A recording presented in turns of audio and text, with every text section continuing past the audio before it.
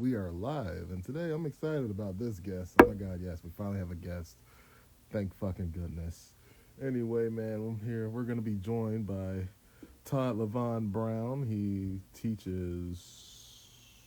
Well, dang, I forgot. But anyway, he does teach psychology. Well, let's we'll let him tell that story, okay? We can find him. All right, send that there, and he's a PhD, by the way. So you know he's gonna be spitting some fire here. All right, and send these out to the appropriate folks. Mm-mm-mm-mm-mm. Do. Hey, oh, look at me. I am 1/3 of the SOS podcast. Yes, I am. Yeah, like I'm Sam, I am. But I don't like the green eggs and ham. He just sent me a message saying he's trying to connect.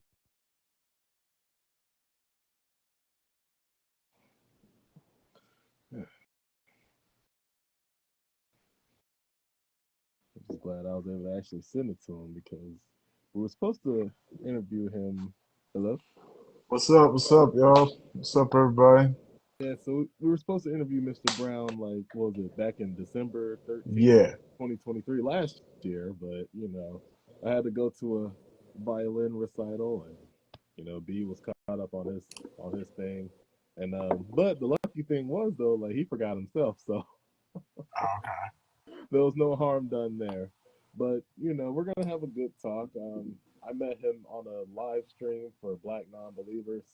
It was a charity live stream actually, and it was just pretty much it was hosted by a Thomas Bear, and it was basically he just wanted to pick the brains of Black atheists and stuff. But he's more than just that. He's also an academic, and yeah, and hopefully he gets to connect and we can learn from him on that. But how you been, B? How's your week going? I'm good, just chilling, just working and everything. I know, right? Just wanted to trying to Getting get sheltered. settled into this new year, you know what I'm saying? Yeah, no, it's like I don't know. Like I said, I haven't really felt the spirit of like holidays in a while. So yeah, but I mean, new year, new hopes, Yeah. new. Oh, here he is. Let's get him on in here. Okay, again, Todd L. Brown. I was like, I forgot it was like the middle name was Levon, but it's Todd Levon Brown. But that's okay. Todd L. I got two out of the three. So, and thanks for the octopuses there, Big Jan. Big Jan Promotions. He promotes the Big Jan. Hello. Hey, can you hear me? Yes, Yes, I can. sir. Okay, I'm trying to flip. Okay, there we go. I was actually okay. Yes, Can you sir. see me? Okay, great. Hey, Tintin, how are you, sir? Good, good. Nice finally talking to you again. Likewise. So I was trying to connect on my I laptop to IG, and it's not allowing me to do it. yeah, IG is not that advanced. We just Oh, so you can only do it from your phone. yes, sir. Yes, sir. Okay, that Yeah. was the delay. I set my whole computer up and everything. I've never gone live on the laptop before, so I was thinking I could do it on the laptop, but it looks like it's my phone. So let me figure out how I'm going to set this phone up Yeah, right here where I am I got my so that phone we can leaned up just against a talk. fishing bottle, so I mean it's all good. Just we're all just winging it here. Okay, But there we go. So I just have my phone propped up against the laptop. there we go. The to your Okay. left is my younger brother B. Hey, How you doing, sir? Pete. B. Yes, yes. B, Yeah. how are you, brother? I'm good, sir. How are you? I'm doing all right. Just call me Todd. Just call me Todd. All right. So I won't feel older than I already am. Sounds good. Hey Sounds man, good, black man. Yes, don't yes, crack in B. Thank 6 you. unless unless you smoke the crack, then it's definitely gonna crack. But nah, black does not Yeah, crack. exactly. So how you been since the live stream? I've been good. I've been good. Yeah, that was a really great time that we had with Thomas and with Mandisa. That was a really Shout out to great Mandisa. night. Things have just been very busy with work and teaching and getting ready for the semester and kind of I'm juggling a lot of different things work wise, but it's good. I mean, this is what I signed up for. This is what I'm passionate about. Hmm. So no major You know, complaints. And apologies again from the SOS for for screwing up the December 13th interview we were supposed to No have. worries, no We worries. got you. It worked out, and this is actually even better timing. So, no need Did, to apologize. I'm glad to be here talking with you, did your gentlemen. students What do you do well on their final? Say that again. Did your students do well on their final? Um, for the most part, Did you get for the most part, some it's last minute kind of emails like standard Mr. Brown, please? distribution, but I think it was skewed more towards, I think I'm an easy going professor as long as you're straightforward with me from the beginning. So, out of 25 students, let's just say none of them failed. I Let's just okay? put it respect. that way. I Although several, at least three, should have failed, but Yeah, I was in the Christmas spirit. Let's just put it that way. yeah, we have yeah, those Whatever we that have those means. emails like Mr. Todd, please. Oh my gosh, can I do some extra credit? right. Can I turn this in You like gotta get 2 months late? you gave Oh, him I always get that. I always get that. So you gave him what I always used to call the homeboy pass, where it was just like you just gotta be somebody's homeboy near the end of the semester, just pass them on through. well, I've you been know what? It was more so, it was more so of the fact that, all of the students in the class. So I was teaching an intro to psychology class at FIT, Fashion Institute of Technology. And overall, they are an amazing group of students. However, there are some students who, for a variety of reasons, they don't do those final assignments, but they're coming to class every day. Mhm. They're really engaged in the conversation. They're really contributing to discussion. So I kind of weigh and consider all of those things and say, Mhm. hey, you missed this assignment. There was no extension on it, but you did exceptionally well in participation and commentary. So I justify a way to give them extra points for that while still being fair Mhm. to the other students and not allowing them to turn in assignments that are beyond late. So Right. it kind of works out. And of course, I kind of got to look out for students who have special, needs or special circumstances, come from certain socioeconomic backgrounds. I'll just leave it there. But, I take all of that into Mhm. consideration because they may not have access to laptops and computers and printers Right. at home, right? And that may affect, submitting assignments. So I like to, I'm all about social justice. And so I weigh a lot of different factors. And if the student can just come to me and let me know what's going on, I hate failing students. I've probably failed three students in my 16 years of teaching at the college Right. level. So if you get an F from me, that means you literally did Right. nothing. You did absolutely You nothing. didn't Right. even show up. Yeah. I want to Or you dropped off the face of the right. earth. So you teach Piggyback off. intro to psych, right? You said. Okay. Say that again. What course do you teach? I'm sorry. Well, that class was an intro to psych. I mean, I teach so many different things. I'm just adjusting my phone because I'm plugging it up, and now I'm trying to balance the phone with the power cord now attached to the bottom, which is not an easy feat. Give me a second. But no, the class I was talking about, yes, that was an intro to psych course, but I teach advanced psychology. I teach Okay. architecture. I teach public health. I teach urban planning.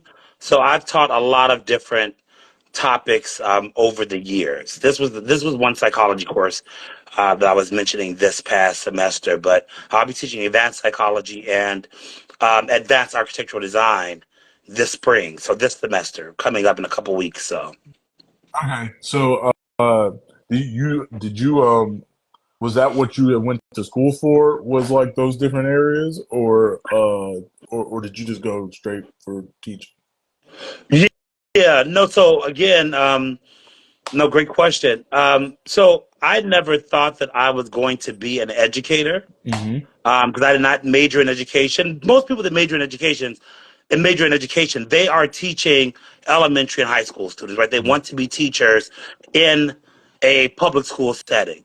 When Mm-hmm. you talk about being a professor at the university level, unless you're teaching graduate students majoring in education, no one majors in education. You major in your field, you become an expert in your field, and then you're able to teach at the university level in that field. So I always wanted to be an architect. That was what, Okay. and I mentioned this to you, Tenzin, while we were in the interview, that I was homeschooled my entire life, right? Which is very rare, very unique, especially for a black man coming from the background that I come from. But I was homeschooled my entire life. And my mom, who's no longer with us, she passed 17 years ago, but my mom is the one who pretty much steered me into architecture. She was not an educated woman. She dropped out of school in ninth grade. Mhm. And she just decided in the late 80s, while living in public housing, I want to homeschool the last two of my children, which would Mhm. be myself and my younger sister. All my older brothers and sisters, they went to Chicago Public School, Lincoln Park, near North High School. That's where they all went.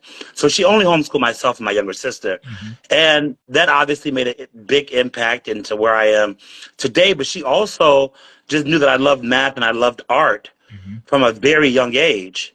She knew that I loved to draw, and I was just naturally kind of gifted in math. And for some reason, she said, "You're going to be an architect." Mhm.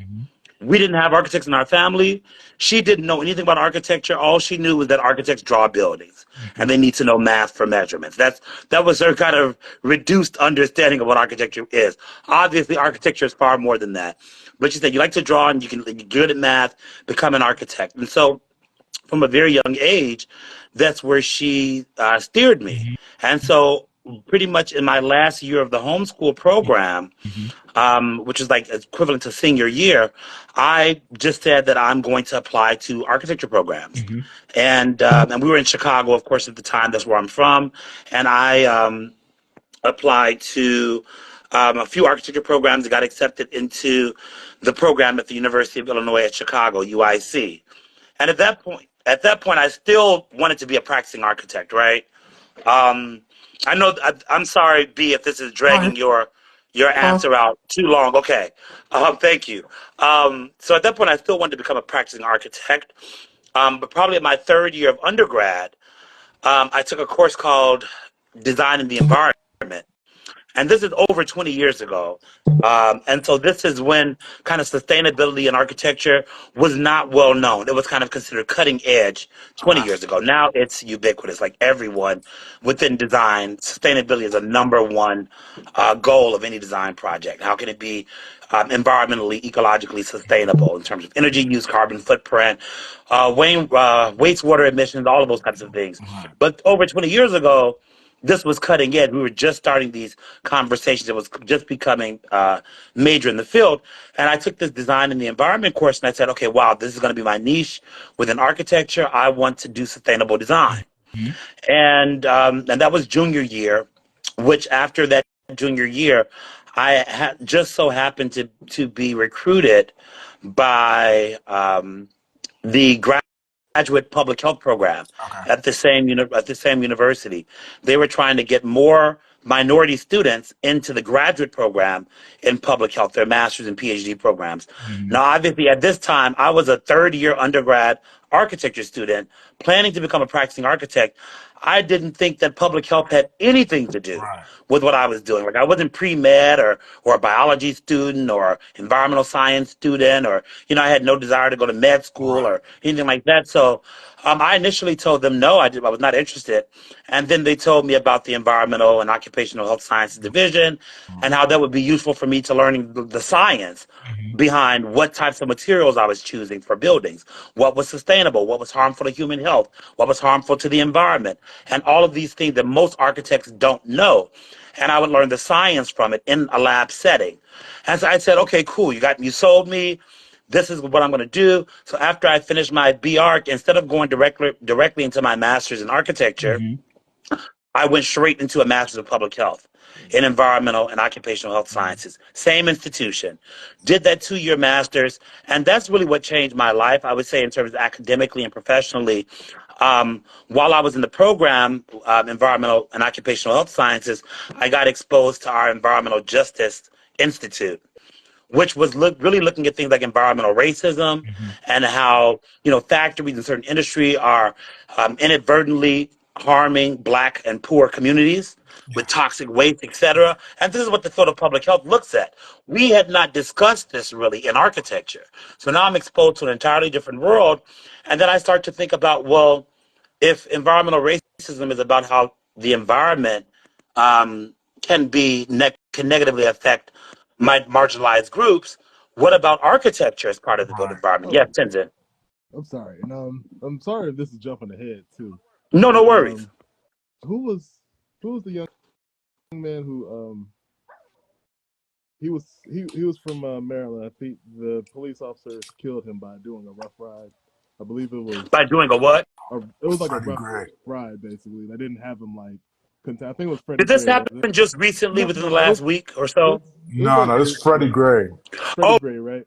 Freddie And Gray. then Okay, because there's so many, unfortunately, that we have. Right. Can't remember who has been killed by the but police. I remember like someone did like a look into his background and the community he grew up with, the community he grew up in, there was like a lot of lead, saying like Hmm.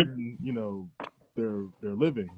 So like Yes. does that factor into what you do as well? Like to like kind of like, making sure like there's no lead in the apartments or whatnot, like or is that just Yeah, when what that's kind of what I used to do. That was when I was really, really engaged more on the public health end because I was doing industrial hygiene, which is kind of like environmental engineering. And yes, we would look at and test, and this is mostly in school. So I never worked professionally as an industrial hygienist.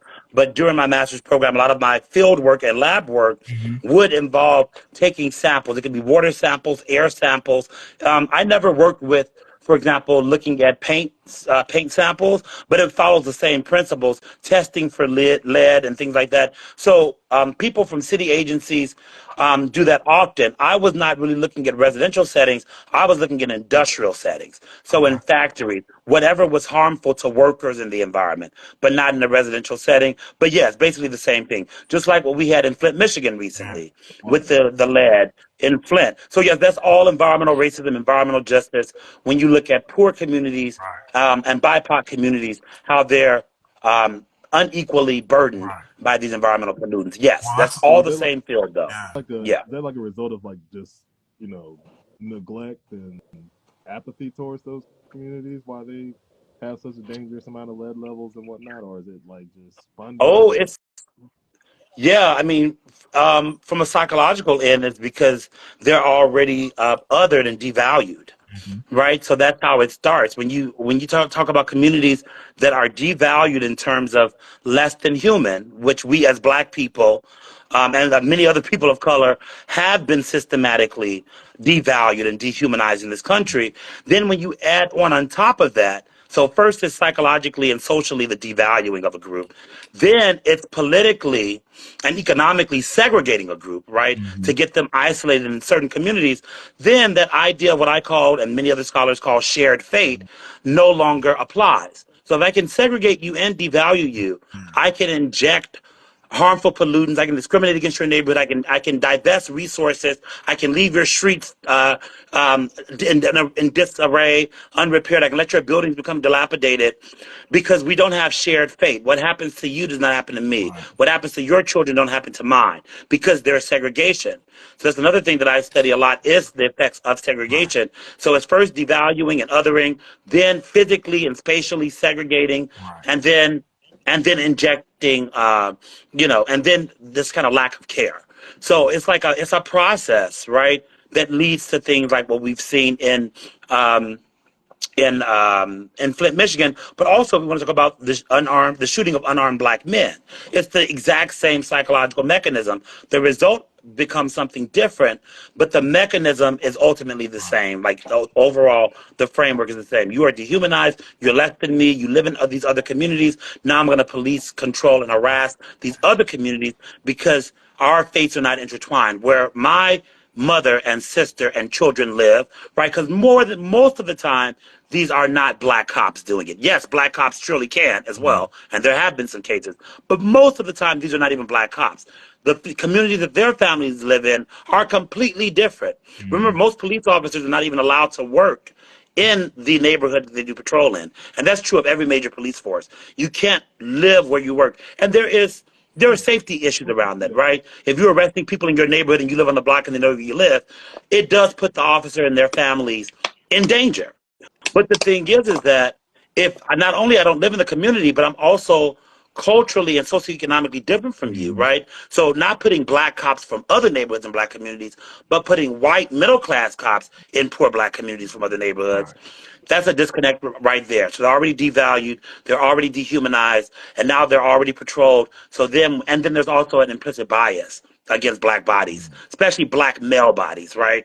So it's easy to pull the trigger. We've been programmed. in that way. And all the psychological studies have shown that implicit bias. So it's the same thing, this idea of bias and dehumanization, othering, that leads to most of the issues I would say that we have in marginalized communities. And I would add on too, because I was a criminal justice major, just a bachelor, so that means I don't know. Yes, But even black officers fail that implicit they bias do. test They do. towards us. They And do. We real would quick, we would probably fail it. to your right, that's my big brother Los, and this is Yeah. welcome to the show. Oh wait, I Welcome. only see one other It's been person. I some only see weeks. B. It's been some weeks Uh, since he appeared, so this is a you don't special you don't see our episode. other brother, sir? No, You don't see? I only Nope. see Tenzin you and B. I see you. I don't see anyone Oh, else. okay. Well, he Yeah. might appear, but And again, remember, I'm working off of my cell phone too. I don't know if that's an issue because I'm not on my laptop. but yeah, my apologies for that. I just wanted to put that in there. No, that's okay. But yeah, the othering. So yeah, so Yeah, you have this attitude. So it's like this been going on since Reconstruction probably, but I don't know. It's just like like I mean I can definitely see that just like oh well this neighborhood plus the obviously like the low property tax as well, but it's like like city exactly. councilmen be like oh who cares they niggas like Hmm. when they die it's like Yeah. so I mean like what has been done I guess systemically to try to combat that. I mean I know you said that the school you went to had like a great effort to try to increase minority students. Like what else has been done Well, I mean, to the environmental justice movement in general, which has gone on really since the 1980s. It actually, interestingly, I know we're an atheist podcast, but the United Church of my brother's a theist, but I'm Oh, the okay, okay, good, okay. but So the United Church of Christ actually in 1982, which is the year I was born, they actually started one of the first mainstream environmental justice movements, and I cannot remember his name. He was a reverend, a black guy. He's still doing the work now, 40 something years later. He has to be in his 70s now. And I've written about him so many times, I'm just drawing a blank to his name. But he actually was one of the first people to kind of use this idea of, he actually put it within a biblical context, biblical stewardship, and to talk about how we should be taking care of the earth, and also use that to talk about racial and social justice to address the inequities in the black community. So he did. I think his name is William something. I cannot remember it, but I know that United Church of Christ. He started the environmental justice movement. But that was one of the reasons why the School of Public Health wanted more minority students, because even within environmental sciences, most of the people within that field, they are not people of color. Most environmental scientists tend to be white or Asian, etc. So they wanted to increase the black population in just public health school in general. They weren't focused on environmental science. That just happened to be the division that I went to. Most black people tend to go into community health sciences, health policy administration, maybe epidemiology. But when you think about statistics or either environmental health science, those divisions in the School of Public Health were all almost all white and Wow. Asian, and I was actually probably one of two grad students in the environmental health division, then the MPH program, the Master of Public Health program, when I was there. But I think lots of schools of public health, they're recruiting more minority scholars in the various fields. But also, what's happening is community engagement, because the only way you can solve these types of issues of environmental racism and environmental justice, the most successful campaigns have been grassroots. They have to involve community leadership, community representatives, because even myself, when I go into communities to do work, I have to realize that I am an outsider. Even as a black man, even if I go into a black community, if I'm not from that community, I'm an outsider for multiple reasons. So I have to shut up and listen, right, to their problems and learn from them, and then use my knowledge and expertise to try to help strategize. But it's all about working with the communities first and allowing them to tell us, what issues they're dealing with. But I think that that's starting to be the status quo with the environmental justice and environmental equity, and kind of anti-environmental racism initiatives are really starting at the ground level, grassroots, community activism. And there's so many amazing community-led organizations out there addressing environmental justice. We have several here in New York City. I know of several in Chicago. Yeah, so it's a lot of people doing this work. It takes a lot of people to do this work. Well, I was gonna add. ask, not kind of like on your point, you said that you've seen a lot of grassroots movements coming to address these issues. However, I'm wondering, with all these movements and all these different organizations, is there like one thing that you think a lot of these organizations like are missing in terms of like is there a problem out there that you think that everybody's just like either ignoring or just not seeing, and like you think more people should focus on? Do you mean be specifically with regards to environmental racism or environmental justice, or another topic, or Oh, no, something no, more no, broad? no, no, no. I was asking more so on what you were saying, like the environmental racism and the environmental justice. Like, is there something that all of us should be paying attention on that we're just currently missing and everybody's missing right now? Oh, yeah. And I mean, this is actually why I went into my line of work, because I felt that within the environmental justice movement, we were considering the aspects of planning policy. We were looking Hmm. at planners. We were looking at industry owners, so people who are funding factories, funding pipeline construction, funding construction industry, right? All of these become point sources for pollution in these communities, and those are being heavily addressed. But what was not being addressed, and I will say this was around a little over 15 years ago, but I think we've made good progress, was the role of architecture, right? Because again, I was coming into public health school as an architect, Hmm. which very few people go from architecture school to public health school, Hmm. right? It's a very rare combination. So I was saying, well, if the built environment environmental racism can occur from how communities are being Right. planned, or how facilities where industrial facilities are being located, like power plants or waste transfer plants, etc. If that contributes to affecting our physical health, Right. right, and we can quantify that, we can actually take air samples, water samples, soil samples, lead plate measurements. We can actually see that what's happening, as well as looking at community health records to see increases in certain diseases or developmental delays due to lead, right? Hmm. All that's within the biomedical field. But no one was looking at the fact of how design also functions as environmental racism. When we're designing low quality buildings, when we design spaces that look and feel inferior to our white counterparts or our middle class counterparts, right? So architects were not being held accountable. Right. And I'm happy to say that within the last at least 5 years, architects, we are being held accountable as well. And I would also like to think that I've been at the helm, partly of this movement, because I've been talking about architecture and racism from an empirical standpoint, not theoretical, Hmm. but meaning collecting data and actually doing studies for Hmm. over 10 years. And I feel like right now, the architecture community at large, especially um, after the George Floyd incident in 2020, Hmm. right? And then that's when all of the companies started putting out these DEI statements and commitment to Black Lives Matters, et cetera. Right. And architecture firms had started to do this as well, even though, again, I've been talking about this for 10 years prior. Hmm. But now there are so many architecture firms that are now committed to racial justice and realizing that maybe environmental justice is not only about negative health outcomes, but how do physical spaces affect the psychological and social well-being, the identity reinforcement of Black communities? And as an environmental psychologist, that's a lot what I look at. So that actually goes back be when you were asking to my long-winded, I understand, story about my kind of educational journey.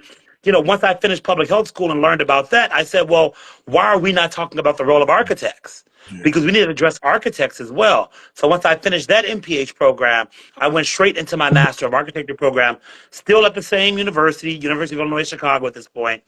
And I started to bring some of that racial justice work into my graduate design studios. Mm. And one thing that I noticed was right away, the architects who were interested in public health, they were not, like my professors, they were not ready to hear about race. Yeah. And the race. They were not equipped to even help Right. me. Why are And you making so it so once I said that again, no, they're probably like, why are you making it goddamn political? We're talking about building stuff. You're talking exactly, about like, Right. exactly. And some of them who were even interested in it just were not equipped. Because Right. again, in the architecture field, I didn't have one black architecture professor my entire 4 years of undergrad or my entire 3 years of grad Wow. school in the architecture program. Not one black professor. I had a black professor who taught a structural engineering course that I took, but no design courses were taught by a black professor. And so when I realized that that was the state of where architecture was, and this was in the late Mm-hmm. 2000s, I said that I don't want to go into practice. I need to really get more of a theoretical knowledge about how architecture plays into environmental racism and psychosocial well-being, and I need to make myself an expert in this first. Because I'm not going to go into the field just to draft kitchen details and window details and construction documents. And I really wanted to make an impact and or a change. So after doing the MArch, I went straight into my doctorate program. I'm sorry, Tenzin. Oh Go ahead, no, brother. no, this is more me getting ahead again. But as you was talking, like especially like this is more to do with class than race. But I remember Yes. like growing up, I would see a statue or like Ronald McDonald sitting on a bench.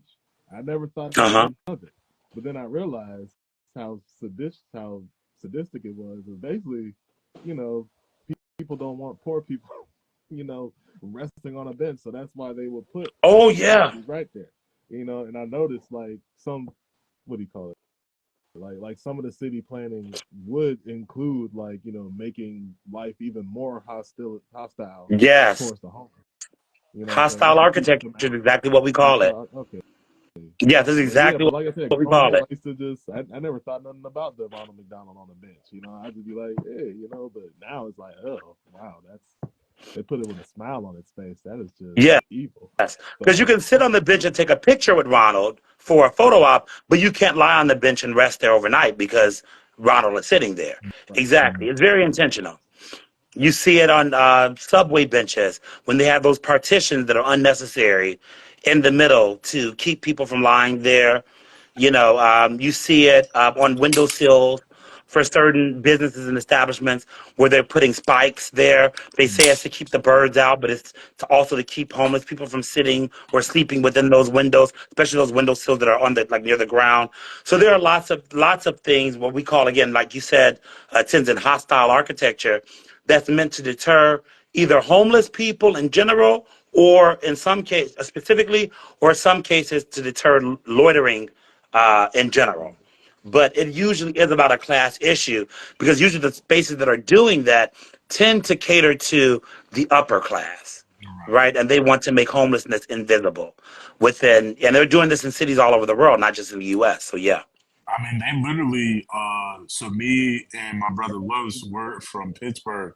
I mean, literally, I think like right before the winter came, they had a real big push on that. There was a bunch of homeless people in a park. Los, I don't know if you know which park I'm talking about, downtown, where all the homeless people was. Like, they just kicked them out from down there. Which city was this? We're from Pittsburgh. Oh, in Pittsburgh. Okay. Yeah, yeah, they just kicked them out from down there, and they pushed them all essentially out the city. And I think, like, mainly because I think the first lady was coming, Oh and wow. yeah, and they kicked a bunch of them out of there, and like pretty much told them they had to go to the shelters and stuff like that. But the shelters was all overrun and everything. So Hmm. yeah, we literally just had our run with that. I mean, it kind of too what you were talking about with the environmental racism too, Yes. and like its effects on the people. I mean, Pittsburgh, Steel City. We know a lot about environmental racism. I mean, literally, the people who live in Braddock could probably tell you like all the sicknesses and stuff that I was talking to somebody, person who's from Braddock, PA, and she was talking about how I think she developed Oh allergies, yeah. Yeah. because I believe she said like, and she like thinks, I think she said her and her doctors think it's from the effects of the steel mill and stuff like that over there. So yeah, yeah. I mean, when you brought that up, I mean, Pittsburgh is definitely no stranger to the environmental racism because, like, most of, like, unfortunately, like like black folks and everything, like unfortunately were the biggest hit by a lot of that stuff, you know. Oh yeah.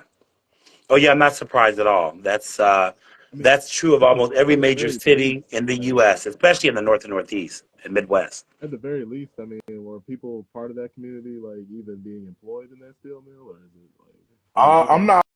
I mean, it doesn't make I you mean, black. I believe so, but I feel like too, like I think a lot of people from Braddock like have started to like try to fight back and everything, you know. But like, you know, I don't really know how far they've gotten. I'm not too familiar. I don't know, Los, if you're more familiar with that to me or not. It was just something I just seen. My bad. Say that one more time. Can y'all hear me? I Yeah, I can hear you. Yeah. I'm sorry. I was Yes. responding to somebody in the comment. What's up, Slick? Slick is in here. Well, what's up, But yeah. Slick? What's going on, But But brother? what was you saying? I don't know. I was talking about the people from Braddock and how like a lot of them had suffered like effects from like the steel mill and stuff like that. Like you Yeah. know, Yeah. and like how a lot of the people out there is black and everything, Yeah. you know.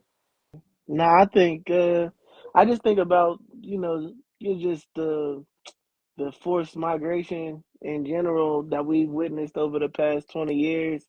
Literally going from an inner city kid to a suburban, you know what I mean, Mm. citizen, you know what I mean, within the past 10 years, and there wasn't no mistake, There there's one, and I don't know if B will agree with this, but to me, there's East Shady Side, which is just a monument to gentrification in my eyes, you know Mhm. what I mean? And it's Like just the Apple like, Store and stuff, like where the Apple um, Store and stuff is at. nah, what is it? East Shady Side? Is East Shady Side the new East Liberty? Oh, Am I saying that right? Yeah. okay, yeah. East Liberty, yeah, that's definitely yeah, Mm-hmm. y'all would yeah, East Liberty essentially was black for a long time. I mean, I I think the mean, shit I did a whole paper on East Liberty. unapologetically black. Yeah, Like, I I did mean, funky East black. Liber Like, East Liberty was for white Italians essentially from like the 30s to about the 50s.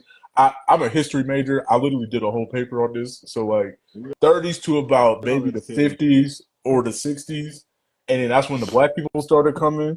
And then from like the After white flight. 60s, Yeah. yeah, after white flight and everything like that.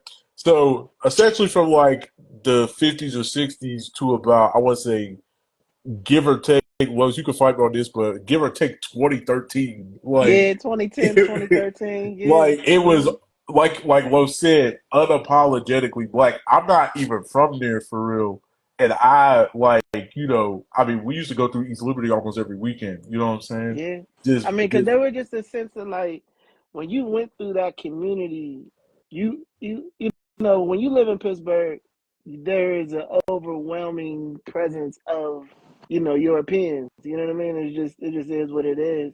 But during that time period when East Liberty, was a black community, you truly felt like you were a part of a community that was, you know what I mean? Like, I don't know, just like just so saturated right, in, you know what I mean, like an African culture, you know what I mean, to the fact that there was a thriving and very lucrative street market, you know what I right, mean, like, and right, you could buy anything within like a 2 or 3 block radius just off the street market alone, you know what I mean, and right. it was totally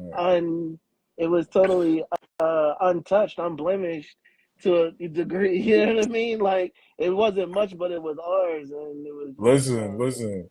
We knew my mom called the gentrification years ago in that area I know because you're. we we we knew that that place was being gentrified when Khadijah, the DVD lady, got kicked off the corner. Once Khadijah was gone, it was over. It was over. I mean, and like that's kind of a joke, but that's also for real. Like she used to be on the Yeah. main street in front of the Presbyterian church, Hmm. and I remember we used to get our bootleg movies from there. And I Hmm. remember the day she was gone, like it was over. And then like Google came, like Google came, and a bunch of other like different. Then they had a real big, like, expensive Target and everything like The that came Target, down like the there. Target alone, like the Target to me, I mean, I go to the Target, so I feel somewhat, guilty. But the Target alone to me is just like a symbol of just overt. You know what I Hmm. mean? Like, no, fuck your market. Fuck your street market. We got Target now. You know what I mean? Like, Right, come and get these processed cookies. You know what I mean? right, Like, you know what right. I I mean, mean? Like, it like you said, just shameless gentrification, and it happens all over the country, you know. But it's one thing to read about it or maybe hear about it on TV, but never in my life had I seen a community truly gentrified in front of our eyes. yeah, You know what I'm saying? Oh, like Like, y'all was able to watch it happen. yeah, yeah, like, yeah, and like I said, I'm not from there. Like Warren, you like Los lived yeah, closer to there than I did. yeah. You know what I'm saying? Because technically, I'm from the suburbs. Mm-hmm, Like, I mean, we're like one of the closest suburbs, but we're still the suburbs. You know. mm-hmm, But I would be through there almost every weekend, if not every other weekend. yeah, And like you said, like when you see it happen, you know, like that's kind of like when you start waking up to stuff like that. You know what I nah, mean? Like nigga. I Oh, go remember ahead, G. did a I did a walking tour through there with my American City class. That was the class I took in college where we talked about like the history of urban planning and stuff like that, you know. And we saw like because they built these brand new apartments. I mean, nice apartment building down there, and they was trying to get ground floor businesses on there. Now there's a bunch there now, but back when I did this tour in like 20 want to say 17 or 18, there was like no businesses there. And that's because they still hadn't finished all the gentrification yet. Mm, But the apartments that was up top, I mean, the mm-hmm, people who used to live there was no shot that them people could come back and live there anymore mm-hmm, because they were attracting like all the young Google executives and stuff like that. And that's exactly mm-hmm, who lives over there now. You know what I'm saying? Like, mm-hmm, I mean, I mm-hmm. remember I went down the street there last month, and literally me and my mom was joking with each other, and we was like, I've never seen this many young white kids on this street ever before in our entire life. Like young Yeah, high school white kids that just got out of like soccer practice. You know what I'm saying? Like, yeah. you know, And and it's a, before okay, they ahead. I'm they sorry. used they wouldn't be there after 2 o'clock Right, back in the day. right, Like, right, right, but right, now they right. just there. You know what I'm saying? Like, yeah, it's I crazy. want My man, I ain't to mean. ask. Oh, go Go ahead, go ahead. ahead. Yeah, that's what. No, I was apologizing to you, my man. I want to ask y'all, like, where do y'all sit? Because we probably all come from places where we've experienced that sort of gentrification. And to add to what B was saying, just about how just how devastating I was. Like, I remember just watching the news every day, and it was like another battle of another business that was fighting to stay. I remember, is it what's the one the hair care market there, the African hair care market is still Yeah, there, yeah, and I it know was what I'm talking like about. Yeah, it got to a point where it was like he was like Leonidas with 300. You're like he was like the last stand against gentrification, and he's still there. But I just remember like the conversation around it was like, why won't he just give it up? You know what I mean? Like yeah. everyone else is relented, just give it up, get the money. You know what I mean? I wanted to ask y'all, like, how do y'all feel? What's the internal struggle that you go through with not only sometimes having like I don't know, maybe race, having prejudice thoughts or bigoted thoughts about the class of people that move in after gentrification, but also thinking about, do you feel guilty? Do you have any guilty thoughts also about maybe it's in a better state? You know what I mean? Like there's sometimes like I'll go through East Liberty and I'll go to the taco restaurant that they got there, and my first, Ecuador. yeah, and I'm just like, this is so bland. No one asked for this. It don't even taste like authentic Mexican food. You know what I They're mean? And they tacos. just They're like, not even huh? tacos. They're tacos. that's a, You know what I that's a mean? And Yeah, then but then this Can I taco. answer I that? think Yeah, I'm, yeah. I was sure, I'm about to say sure, sorry. yeah. answer first. Yeah. Yeah, no, I think that's a really, really great question. That was Slick that asked this question, right? Who asked what? Wait, who's talking right That's now? me. That's Los. I'm sorry. I can't. I'm not sure if you can hear me. Los? Yeah.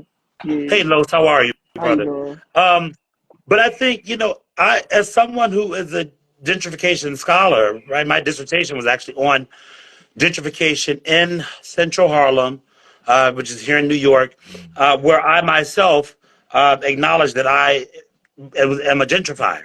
Um, Mm-hmm.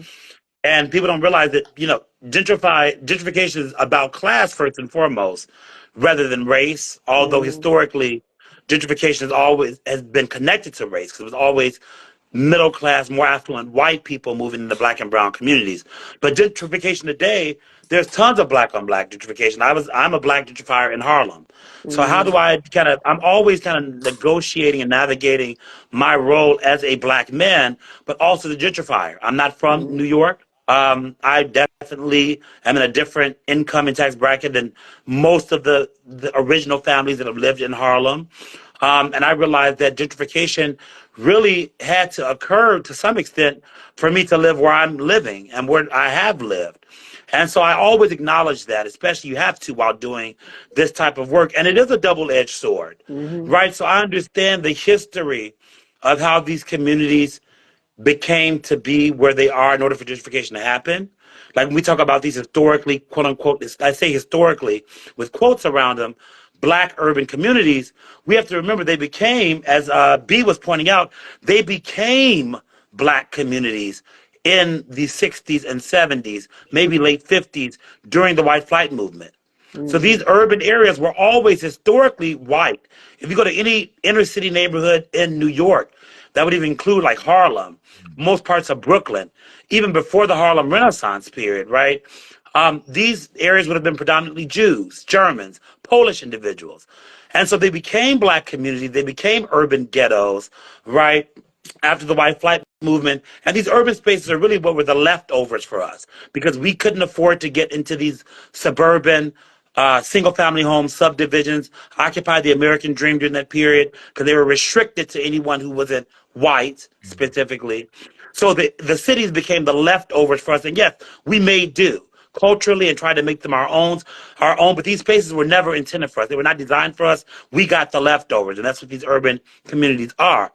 But and then we think about how crime and violence have come, crack epidemic, AIDS epidemic, all these other moments have ravished the cities because municipal governments and federal governments they were divesting money away from cities where we were left into building up the suburbs and making them prosperous dwellings, right? So those are all the issues. And I think about it in this way because yes, I realize that as a gentrifier, I do benefit from gentrification, and I'm always honest about that.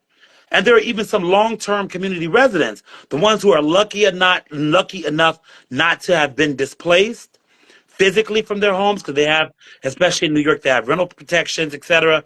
So some of those who were not displaced or were kind of cheated out of their housing, they also get to experience many of the benefits of gentrification, like all the street lights working, the streets and the sidewalks being repaired, and for better or worse, more police presence so that, let's say, older black women in the community feel safe, right? We can talk about how police presence is problematic as well. But for many people, they consider it a good thing. Um, but then you think about the stores that do pop up, like the Starbucks or the bistros or the cafes. Yes, I'm fortunate enough to be able to experience all of those things. But there are some people in the community on public assistance, limited incomes, who can't afford to go and buy a $7 or $8 a cup of coffee, right? So although they're not physically displaced, they are psychologically and socially displaced from their community where they don't recognize it. And as an environmental psychologist, that's why I still am an anti gentrification scholar and activist, although I recognize that I myself am a gentrifier, because it's only a few of us that actually have the privilege of experiencing the benefits, because there are spatial benefits. But my issue is that why? Why do we have to have all these amenities? Why do we have to have all these benefits in our previously all black communities. Now that we have affluent people, middle income, upper middle income people, many of whom don't look like me, but many of them do look like me as well. Why do we now see this improvement? Because we're here and we're paying $2,500, $3,000 a month for rent. Why didn't the city improve these communities when it was the lower income black people that lived there that weathered the storms of the 70s, the 80s, the 90s?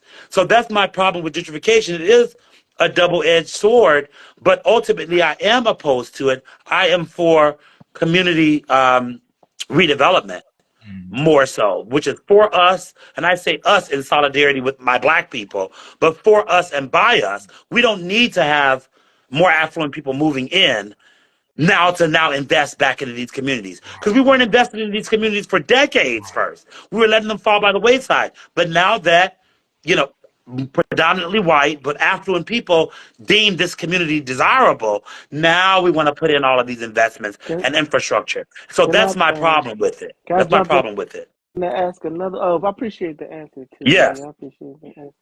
Um, this might, I don't know. I hope this don't come off as problematic or just, I don't know, in some way insensitive.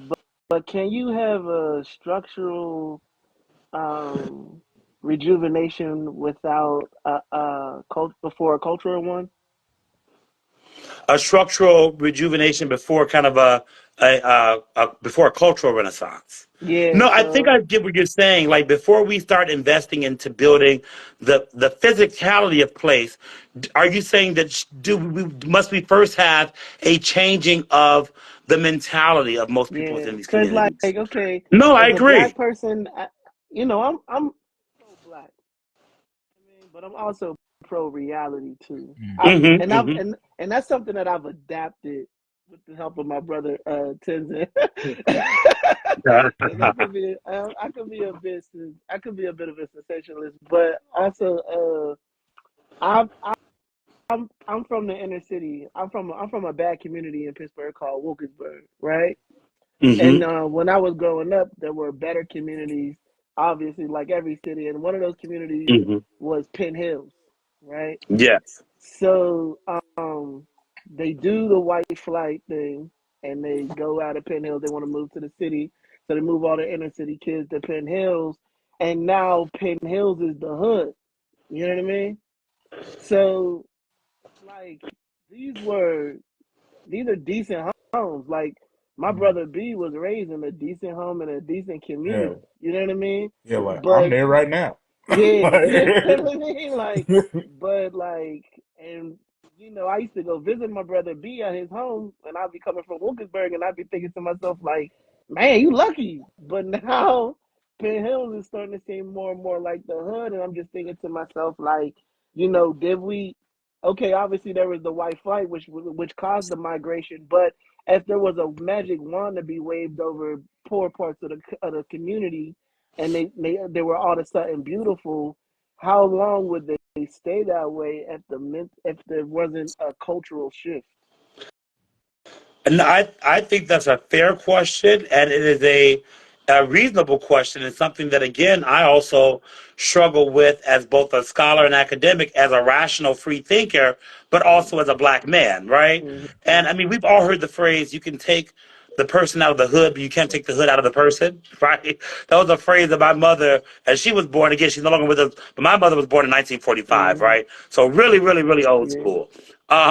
So I grew up knowing that phrase, and I think about it, and I say yes. I come from. I don't know how many of you all know Cabrini Green housing projects in I Chicago. heard They were about it. notorious. Yeah. I heard, They were yeah, I the heard most about it. Yeah, dangerous projects, right, in America in the late 1980s. And I was born there in '82, and thankfully we moved out when I was 9. yeah.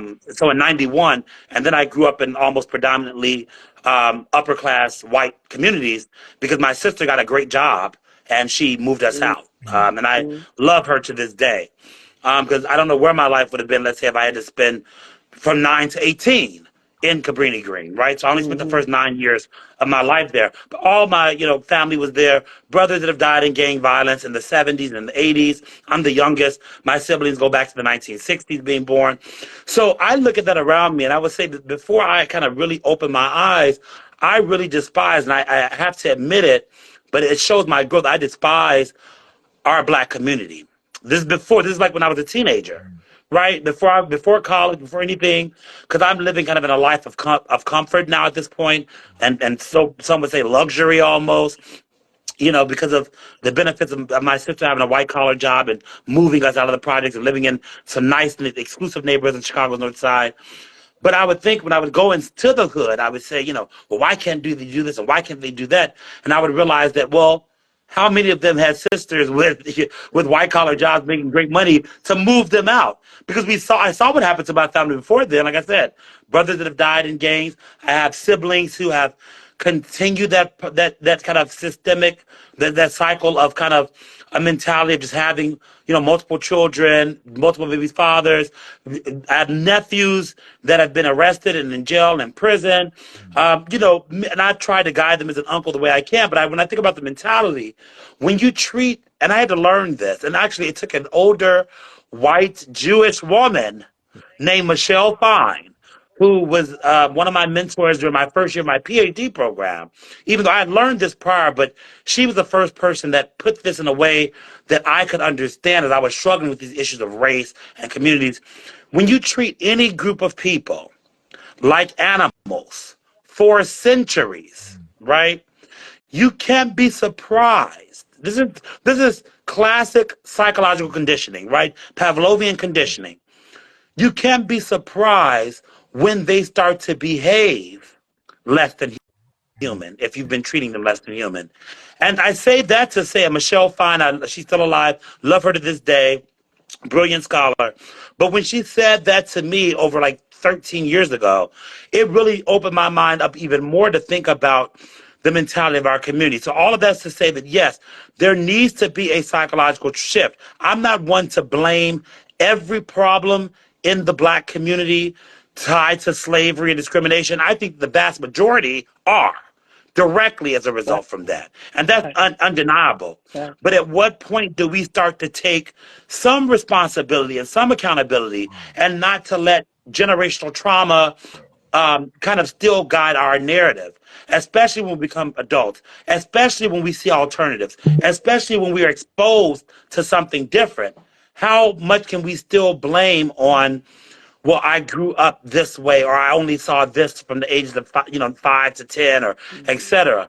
So it's a bit of both. It is Do a bit of you both, but I do agree there needs to be a mentality change do you think before that our that communities can evolve. do you think that shift can happen within the system, like within this, like do you think that black people, especially like marginalized black people, can have a cultural shift and still be participating in, like a predominantly white patriotic type system? You know what I mean? Like, Well, I think, well, see, I mean, we are already participating, whether we believe it or not, or whether we, accept it or not. We're all, as black people in America in 2024, today, I would say, we are all mandatorily participating in a white patriarchal system, right? This is the mhm. United States. Have we made lots of progress? Yes. There's lots of progress we've made as a people, but let's understand that we are participating within the structure of white patriarchy. That's kind of my overall understanding. Now, with that being said, how we want to work within that system, it's up to us. Do we want to be a part of the system, or do we want to just resist it fully? And I am, I have mixed feelings about it, because honestly, I feel like in order to, and maybe Angela Davis would say something different, right? You can't dismantle the master's house using the master's tools. But I would actually say that in order to understand how the master's house functions, you have to be inside it. You have to be inside it and understand and learn all those details, so that way you can deconstruct it. Because I feel like you can't deconstruct something that if you don't know how it is constructed. And so that's how I look at it. So I like to work within the system, within academia, within predominantly white circles, which is what I am in all the time, especially in the realm of architecture. I'm usually the only black architect in the room. But I'm the one that's going to unapologetically black introduce kind of this idea of radicalism in terms of social justice, but using their language and their tools. Like when I think about rappers, even, and I love rap music, I'm constantly questioning and even challenging myself because I don't want to be someone that plays into respectability politics. Right? That didn't get us a lot far, even within the civil rights movement. Right? We were being hosed down with suits and Sunday dresses on. And dogs put on us. We try to play the respectability game. But then I look at modern rap and I say, well, is this idea of radical resistance furthering our community too? If we're saying, the N word and the B word and the H word, I don't know if I can say these words on our podcast, so I'm going to just Yeah, go ahead. be explicit. Hey, let it Oh, I Yeah, can? yeah. Oh, yeah. So we can say niggas, bitches, and hoes, right? In our music. And I listen to rap. I love rap. But then I think about it because I'm like, well, is this the type of mentality? Because I understand, I was a music minor in college as well. I understand the impact that music can have on us. But I think that maybe for some of us who are not cognitively mature, right? I can listen to anything music wise and enjoy it for entertainment and then push it to the side. But when we have our 7, 8, 9, 10 year olds Right. listening to this is really shaping their mentality, how they view the world, how they view each other. It triggers aggression and violence. And mind you, this is not just for black kids. This is amongst white kids as well. This is among TV media in general. So I'm not just targeting rap music because there is music and media in every genre. I want to be clear. Why I'm specifying our community is because our community is the most marginalized. So if you're little Johnny and you live in a 6-figure income in the suburbs and you are negatively affected by music, well, yeah, maybe little Johnny becomes a mass school shooter, which obviously is horrible. But let's say the first thing little Johnny does is get into a fight in school. That's not going to impact him and his social trajectory as much as little Jamal, who's hearing violent music and decides to say, fuck society, fuck police, fuck my parents, et cetera, et cetera. And then now is going to lead down a trajectory that we know is going to be far more difficult as a black man. So little Johnny can get away with it. Little Jamal, he has to watch himself more in society if he cares about, how what his outcomes are going to be. So I'm saying if we look at our black community and think about, well, how is the music? How are these representations? How are they not? They may be entertainment for us as 3, 4 grown black men, right? We can listen to the rap, listen to the song, and move on. But how is it impacting? And I look at my nephews. I have 42 nieces and nephews. 23 of them are boys, nephews. And I'm like, well, I know that at least 7 or 8 of my nephews have already been in prison, have already gone to jail. I'm not going to blame it particularly on rap music. It's been their household too, and I'll be honest. I can unapologetically say the household they were raised in. Some of my siblings, unfortunately, did not come out the way I came out, growing up in Cabrini their entire lives in the 70s, in the 60s. So I understand that as well. And they're dealing with their own trauma. But I think about it like, yeah, we have to change mentality and we have to think about how we are viewing the world, because that's what turns these communities, as Los was saying, these somewhat communities that were nice. You move these black families in there and say, okay, we gave you scattered housing, we gave you Section 8. Now let's see what you do with it. But many people in our community have been devalued from the time they were a child. So you can put somebody who has been treated less than human in a mansion. That mansion is going to become a cage, because until you start empowering them and instilling self-worth and self-esteem, then they don't care about the environment, they don't care about life, they don't care about where they live. And unfortunately, I see that being the case. So I agree, a change of mentality has to happen first. And it has to come from not only the teachers, it has to come from members of the community, and it has to come from the parents.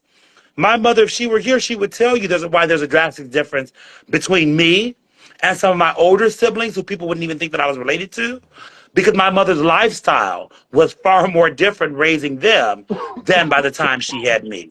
I mean, her homeschooling me in and of itself was incredible and something that was extremely rare. Mhm. I've not yet met another black man my age who told me he'd been homeschooled his entire life. It did not happen at that point. Yeah, So, and that helped change my view of the world, but also instill self-esteem in me. And that's an issue with a lot of our community. We don't know our self-worth. yeah, yeah. Sure. So I guess what I'm thinking, this is the question that Los asked. I guess I guess Tenzin, brother, can you turn your volume up a little bit? You sound a little bit low for me. okay. Oh, I that's guess well, perfect. That's perfect I now. was kind of thinking like Okay. I talk low and I'm still kind of thinking, but I was Okay. thinking this is probably what Los already asked. But I guess like where do we draw that line? You know, because The line between, like like dealing with that trauma, right? Like oh, yeah. and also just taking that responsibility. Like, okay, yeah, like I've been through that, but now Yeah. that I have control over my Yeah, life, yeah. Mm. And just also what how do I take to those add to steps? Tenzin, like there's a clear line of just like personal accountability, but also, I kind of look at the American society and system that we live in, and I can be a bit cynical at Right. times, and I kind of look at it like a monopoly game that's just rigged. You know what I mean? Sometimes, like, how many times can we keep stubbing our toe in the same corner before we just realize that the way that the room is arranged is just not I for us. feel you. Oh, my bad. Sorry. No, go Oh. ahead, you good. No, I was gonna say I kind of feel you. Because honestly, a lot of the stuff you was saying, was it Todd, that I kind of like had similar experiences Hmm. to you, especially when you talk about like operating in white spaces, and I Yeah. feel like too, it took me kind of to your point, Los, like it took me of all the years growing up in those spaces to finally start realizing some of what you were saying in terms of Los of like, stubbing your toe in the same corner. You know what I'm saying? Because before growing up, I kind of had the experience, especially because like my mother, she came from another area of Pittsburgh called Homewood, and that was she grew up pretty rough there. You know what I'm saying?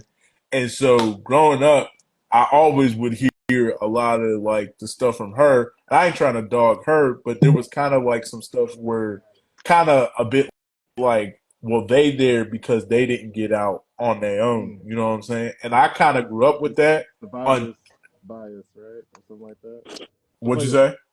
survivor's Survivors, bias or something like that. survivors remorse or something like that. Well, not No, Survivor's they bias. said survivors bias. remorse or Uh, survivor's regret. Yeah. Yeah, well, it wasn't really so much remorse because, well, sometimes it was, but there was other times where she would kind of look at people in those situations, kind of like, well, like I got here and my brother got here, but they didn't get vibes. there because they wasn't on the type of time we was. You know what I'm saying? Mm-hmm. And part of Mm-hmm. that was true, and I used to kind of believe that was kind of my only mindset because I feel like to be a true, well-rounded individual and try to help people, you should try to adopt multiple Right. mindsets.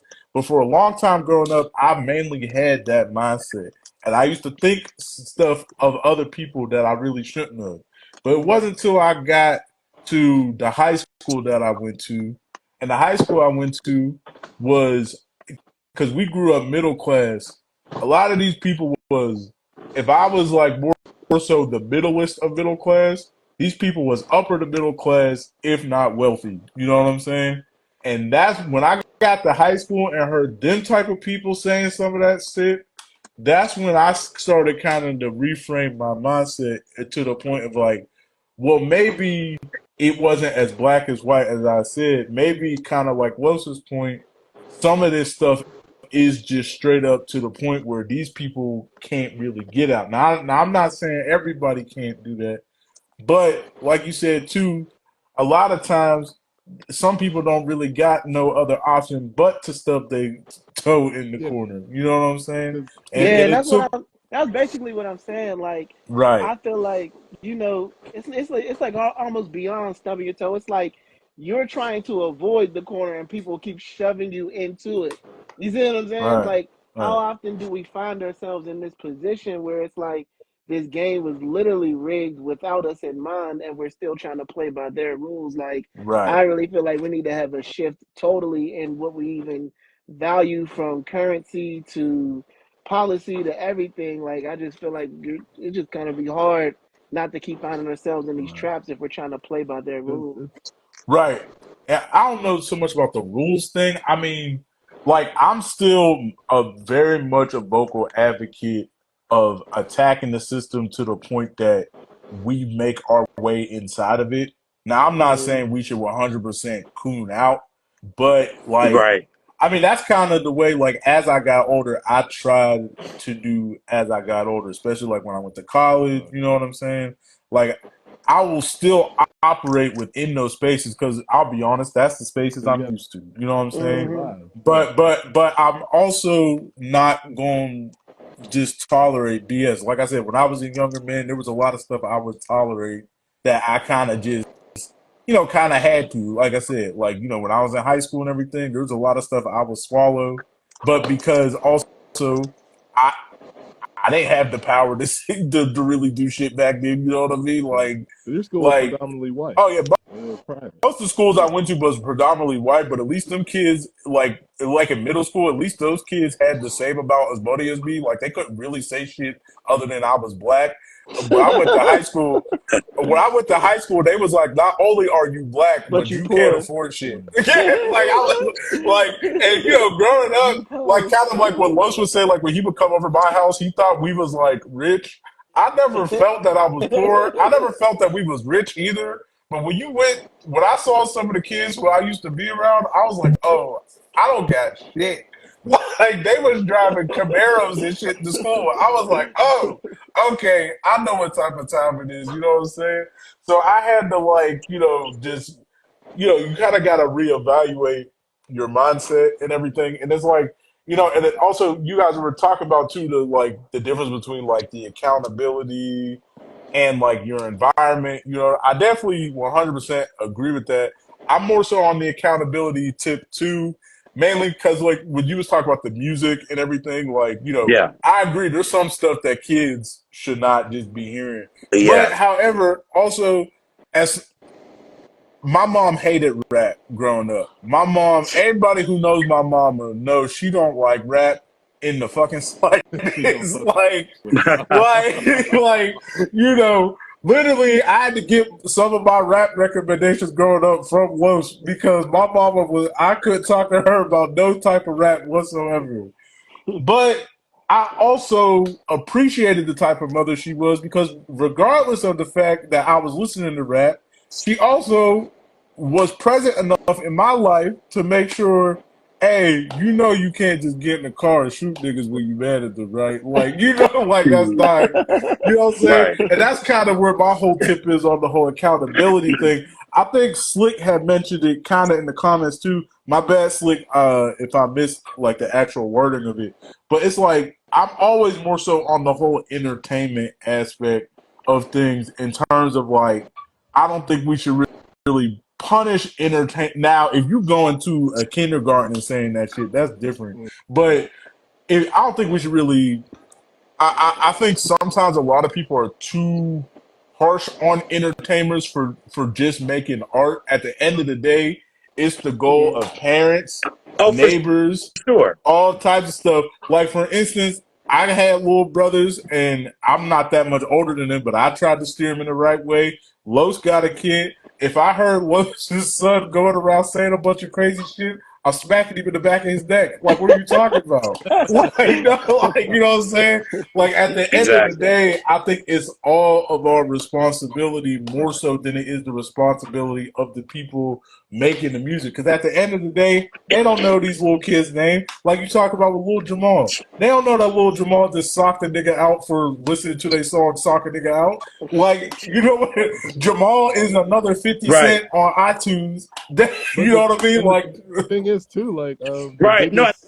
and I want to be clear. Like I agree with you 100%. B. I love rap, and I love right, like the most ratchet hood, the like antithesis of what I do professionally. That's what I like to listen to. But like I said, as an adult, 42 years old, I can process that as art and entertainment right, and move on. It does not affect how or at least I don't think, maybe there's deep subconsciously, some of the music might, but in an everyday basis, it does not affect how I view the world, how I interact with people, etc. Because I am mature enough to process it as art. And I agree. I don't think that any artist should be banned, should be taken off. Like, I'm all for 1,000% free speech. You're right. When I said that the children shouldn't be listening to it, I'm not blaming. I want to be clear. I'm not blaming the artist at all. Right. I love the most ratchet artists that there are. It is for the parents. I mean, the children are already being raised in an environment of neglect, in many cases, environments of abuse, environments of just despair. Right. If they're living in certain types of neighborhoods, etc., and when they hear the music compounded on top of that, it really distorts their understanding of self and their understanding of the world. And I think it's the family and the community's responsibility, I agree, to keep those kids grounded. And also mental health. It's an under addressed thing in our community. But I would say the vast majority of these kids, and if I just think about my 42 nieces and nephews, Right. if I think about how many of them do I think currently need, or, and I know that none of them will be seeing this, and they'll probably all give me a call like, Uncle, what are you talking about? How many of them currently need or have needed psychological counseling? I will conservatively say 95%, at Right. least, Mm, of mm, my 42 nieces and mm, nephews. mm. They need, and that's the thing, because we're still dealing with so much trauma and drama, both within our communities. These kids need psychological counseling. Mental health is an issue. I've had a nephew that I've had to talk out of suicide twice. So I'm being serious when I say this in some aspects, you know. And so and so those types of maturing, already traumatized brains, Right. I don't think they should be exposed to the music. And again, not the artist's fault, Right. by the parents. It's just compounding the issues that they have. But many black kids in our community, I said it's conservatively 95% of my 42 nieces and nephews. I'm going to say out of the community at large, I would say over half of black kids within lower income families probably could benefit from some type of psychological counseling, because Sure. help, even upper middle class white kids go to therapists all the time, Mm-hmm. and sometimes they still come out fucked up, right? But they do go to therapy all the time. We need to normalize mental health, because our kids are dealing with a lot of trauma, whether it be single parent household, whether it be no father in the house, whether it be experiencing racism on the streets, whether it be experiencing racism from cops, from teachers, from whomever. It being a black body in this society does come with its own unique set of challenges, and of course of opportunities too. I'll admit that. Mm-hmm. But I would say that, thankfully I had a mother who, again, was not without fault. I talked about my mom a bit, Tenzin, on the podcast, and I felt like religion helped her in a lot of ways, but it also harmed her in a lot of ways. And it harmed me when I was a theist in a lot of ways. But I will say that her keeping me grounded and still being a loving mother, like showing me the love, in the midst of everything else and all the problems that we had, that was what allowed me to have self-esteem walking and moving through this world as a black man. My mother put that in me intentionally, whereas I could say that she may have tried to, but she wasn't equipped to do that with some of my older brothers, Right. like the ones who succumbed to gang violence back in the 80s and the 70s, right? So, but she tried to make up for that, and I think she did overall. But we need more parents, even if it's a single parent household like I grew up in, who are instilling that value. Because if the child already thinks they're worthless and are being beaten by their parent and cursed out and called nigga this and nigga that every time they turn around and whoop like they're a grown man when they're 7 years old. I'm referring to some of my nephews and how my sisters have treated them, and I've seen it. Then they go out and they're harassed by the police, and then they're told you can't be anything by their white teachers. Right. Then they hear the black rappers on top of all of that. You have to understand why that I don't give a fuck, because I'm not gonna live for the next couple days, so I don't care who lives or who dies.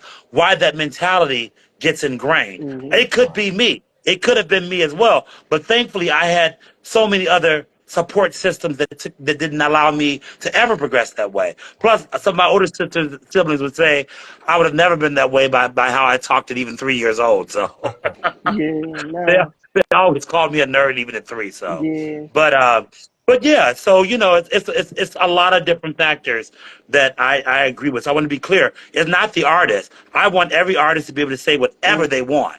But Mm-hmm. like you were saying, B. It's for parents to control, Yeah, and parents are not controlling. Parents are not even a lot of parents are not even focused on academic success or controlling the music or watching this and that because they're dealing with their own problems like drug addiction or right. poverty or domestic violence, etc. Right? We have so many issues in our community, but a lot of this again stems from this is how I have to tie it back systemically to the destruction of the black family, which I feel was partially intentional and systematic right after the civil rights movement. Right, every time we made a big gain in society, there was always something to try to push the community back. And I feel like a lot of it's systemic, but then we have to start being accountable too. So it's a double-edged sword, and it's not an easy answer. But I like to try to think that I look at both sides of the fence and not putting 100% in any location. Right, Well said. right. Definitely agree. but but yeah, nah. I mean, yeah, definitely agree with everything you said, bro. Thank Unfortunately, there's you. no easy answer to this. Not Right, at You all. know, like You can leave it off. specifically. Um, because that was the point I wanted to make. This is suburban white households that are the biggest consumers of the gangster rap, anyways. And obviously, Oh if yeah, they're not fucked up from it, then yeah, they're obviously they're not to not blame. For because their privilege in some right. case protects them. Think And about it. We it's don't have that buffet, that layer. yeah. because, as you said, like the upper middle class, they have access to the therapy and whatnot. And Yeah. shout out to you know, funny he is atheist, right? Shout out to Pastor Gabriel Stovall. He was on our show, and he was advocating for therapy, not just I'm sorry, Tenzin, you are a little low, brother. I was I I can't was hear just your saying voice. like shout out to Okay. Pastor Gabriel Stovall. He was on our show like sometimes like maybe last year, a couple of years ago. It But was he a was advocating pastor? for yes, sir, and Okay, cool. but he was advocating for people to go to therapy, right? Instead of Oh, just yes. looking at Oh, the pastor yes. for therapy. You know what I mean? Because that's what a lot of poor people they would turn to the church for therapy. And these Like pastors are not right, equipped. Most of them are not equipped. We're talking about clinical licensed therapists, Mm-hmm. licensed psychologists and therapists, not some pastor that got a college Bible degree, in the basement in 6 weeks. No, You, no, I'm sorry. so Reverend Dr. Johnson can't do it? Oh, Reverend, I never call them doctor because they're never doctors. Yeah, They're never that. Their degrees are from diploma mills. I'm being very honest. The fake black Reverend doctor is a huge pet peeve of mine. I'm sorry. Like that's one of my biggest pet peeves of the black church. Everyone has a fake doctorate, and I know how long I've been in school Mm-hmm. and what it took for me to get my doctorate. And I'm like, what have you published? Where are you a doctor at? I'm like, no, no, no, no, no, no, no, no, no, no, no. You can Google me. I can only Yeah. Google your church's website. Sorry. oh man, that should be the Now And I'm not I soundboard. being had to classes. It's just principal. real. You all know what I'm talking I had a about. Everybody, principal of a Juanita charter Bynum, she's school a who was a doctor. fake doctor. 7 doctorate degrees. The fuck? seven, What seven. is What it? Oh what yeah, they yeah. Juanita Bynum supposedly has 7 degrees, 3 of which are doctorates. Okay, All of them are fake. Every last one. I researched all of them. Who All is this? like fake. like don't All tell my fake. Kent don't Hovind with his doctorates. And Who is this? Yeah. Who's a fake Juanita doctor? Bonham, Juanita Bynum. I think she. What's that other one? The white man. Kenneth Um, Copeland. oh, no. Kenneth Copeland, he got his from an accredited racist Bible college, but it is accredited. So I'll give him that. I was gonna say Kent I'm Hovind. trying to be fair here. If it was from a legitimate school, however backwards they are, I will say that's a real doctorate, but not a certificate that you got in a week. No, no, no, no. That's There's not a it. That's not it. there's a The white guy, that creationist. He's that creationist. Oh, Ken Ham. Ken I don't know if you Ham. ever. Okay, yeah, Yeah, he yeah. calls himself Dr. Ken Ham. Does not even have a high school diploma. oh It's just The ridiculous. fuck. No, he does. He doesn't. He literally doesn't. He's the Australian white I'm guy. just, The you know what Australian white guy. I'm saying? Like he ain't Like, graduated high school in Australia. I mean, I don't think so, or maybe he just did high school. He surely doesn't have college. That I know. But man, like, Ah, you know, the fake man. doc. I'm talking about real clinical right. therapists, and I'm really kind of opposed against actual licensed therapists that want to use a religious approach, but I will accept them because they are licensed, but their practice is religious based. Okay, great, but at least they are licensed counselors, But they not also these pastors. These got to pastors, be their equipped own to. households are They also screwed. got to be equipped to talk to young black people as well. They do. They do. And some people, I will say, they need religion as a reference point, you know, in order to start making progress. So I'm okay with that. Even as an atheist, I'm okay Yeah. with that. But I don't want a pastor who's not Yo, yo, equipped trying to yo. counsel people who need mental health issues. You need to be certified. Right. I'm sorry. Yeah. Yeah, my I mean, earpiece went out, so I thought I Man. lost it. Somebody's trying to join, I think, right? Most dope. Oh no, nah, that's me. that's B I'm right in there. here. Uh, Oh, that's you? Yeah. Yeah.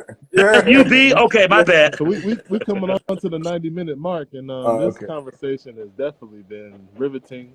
Am I using that word correctly? But Doctor Todd, is there any last words you wanna give to us before we end? No, I mean, I really just enjoyed talking with you brothers about, you know, just general things. I don't know if there's any other thing specific that you know, anything more specific that you had, a question that you had for me. I think I told you all about my educational journey and how I ended up going into environmental psychology, specifically to look at architecture and environmental racism. That's the work that I'm doing. You can find a lot of my work, obviously, on my IG post. I'm really excited about this class that I'm teaching, an advanced architecture studio that I'm teaching at Columbia this spring semester, where we are really looking at designing for blackness. This is an unapologetically pro-black studio. Mm-hmm. I'm the only black studio instructor teaching this advanced for, and so I had to go back to the roots. So I'm excited about that, and we'll be working with a lot of black community organizations, black farmers, and black intentional communities. We're doing a proposal for a black intentional community in the Hudson Valley rural area, Mhm. kind of like a black commune or eco village is what we're doing for the studio. So just kind of, you know, continually engaging in that work, continually connecting with other positive black men and women, and others who are kind of engaged in just advancing our community, because these types of conversations need to be had with people from all walks of life. And until, I think, like, even this small thing that we're doing here is contributing to the mindset, the mentality shift that we've been talking about, that I really want to permeate everyone, in from our 2 and 3 year olds to our senior citizens. You know, in order for us to really come together as a community and build.